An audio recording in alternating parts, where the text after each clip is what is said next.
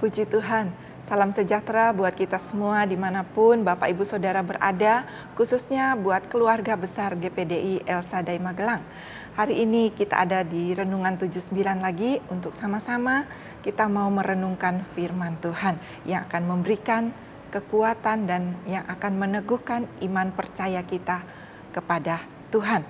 Dan renungan firman Tuhan saat ini saya akan ambil dari surat 1 Tesalonika pasalnya yang kelima, ayatnya yang ke-18. Saya akan bacakan karena bacaan kita sehari ini sudah sampai pada surat 1 Tesalonika ini.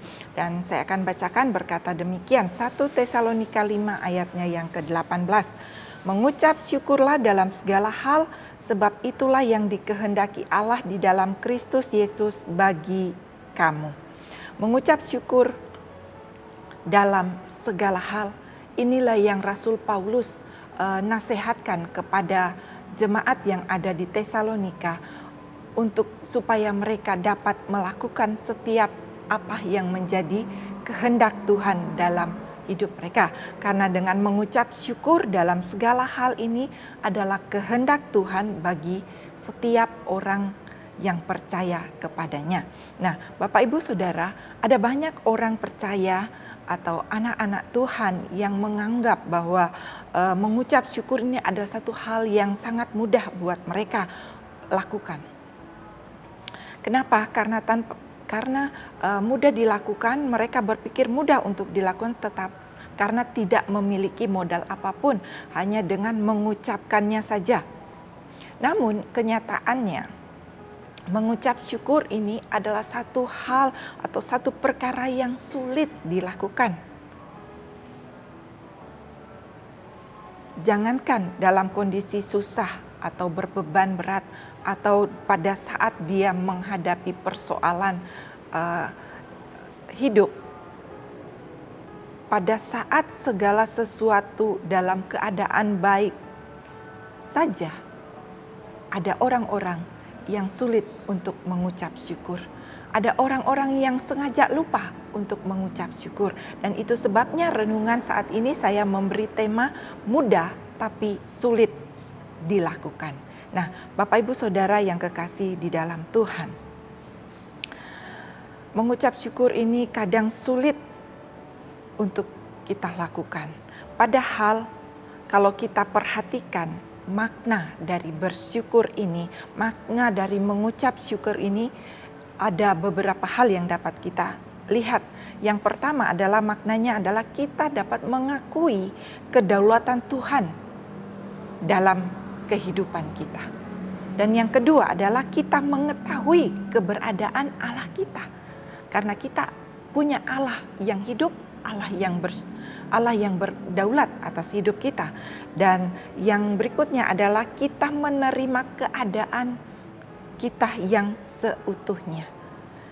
Dan yang keempat adalah dengan bersyukur ini berarti kita membawa korban untuk Tuhan.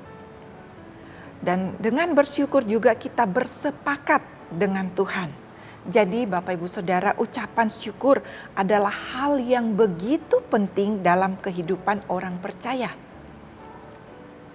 Yang tidak boleh kita abaikan, yang tidak boleh kita sepelekan. Kadangkala, kenapa Bapak Ibu Saudara? Karena dengan mengucap syukur ini, itu adalah kehendak Tuhan. Kehendak Allah yang harus kita lakukan dalam kehidupan kita. Yang harus kita taati, sebab Rasul Paulus itu sebabnya di sini Rasul Paulus menasihatkan jemaat yang ada di Tesalonika untuk mengucap syukur dalam segala hal. Mengapa? Karena hati yang penuh dengan ucapan syukur kepada Tuhan, hati yang tulus yang kita berikan kepada Tuhan, itulah yang akan mendorong kita, itulah yang akan membawa kita untuk melihat kemurahan Tuhan, untuk melihat kebaikan-kebaikan Tuhan yang sudah Dia kerjakan dalam kehidupan kita, dan juga untuk melihat kebaikan-kebaikan kemurahan Tuhan yang akan Dia nyatakan dalam kehidupan kita. Itu sebabnya pemazmur berkata dalam Mazmur 9 ayatnya yang kedua. Di sana dia berkata, aku mau bersyukur kepada Tuhan dengan segenap hatiku. Aku mau menceritakan segala perbuatanmu yang ajaib. Bapak, Ibu, Saudara, kalau kita merenungkan kasih Tuhan, kalau kita merenungkan kasih Tuhan, kebaikan-kebaikan Tuhan, sesungguhnya tidak ada alasan bagi kita untuk tidak mengucap syukur dalam segala hal. Ucapan syukur itu seharusnya seperti nafas hidup kita yang tidak pernah berhenti untuk berhembus selama kita hidup. Tetapi seringkali ucapan syukur keluar dari mulut kita hanya karena pada saat kita menghadapi atau kita menikmati hal-hal yang baik saja. Nah, Bapak, Ibu, Saudara yang kekasih di dalam, namun hari ini lewat kebenaran firman Tuhan yang menjadi renungan kita, Allah menginginkan untuk kita senantiasa bersyukur kepada Tuhan. Dan kita patut bersyukur melalui firman Tuhan ini. Kita kembali diingatkan untuk terus belajar dan melakukan setiap kebenaran-kebenaran firman Tuhan. Kalau mungkin waktu-waktu yang lalu kita lupa untuk mengucap syukur. Kalau mungkin waktu-waktu yang lalu hidup kita penuh dengan kekecewaan. Hidup kita penuh dengan keluhan-keluhan. Karena kita menghadapi hal-hal yang tidak baik. Hal-hal yang menurut penilaian kita tidak baik yang kita alami. Biarlah hari-hari ini, biarlah melalui firman Tuhan ini kita mau memperbaiki kehidupan kita.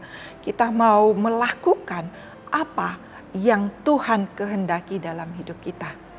Hari-hari yang kita hadapi hari-hari ini adalah hari-hari yang sulit. Ada banyak hal yang tidak kita mengerti, yang membuat banyak orang lupa untuk mengucap syukur. Banyak orang yang tidak mau untuk bersyukur. Mereka hidup dalam persungutan. Tetapi ingatlah melalui firman Tuhan pada saat ini untuk kita tidak mengucapkan kata-kata kekecewaan.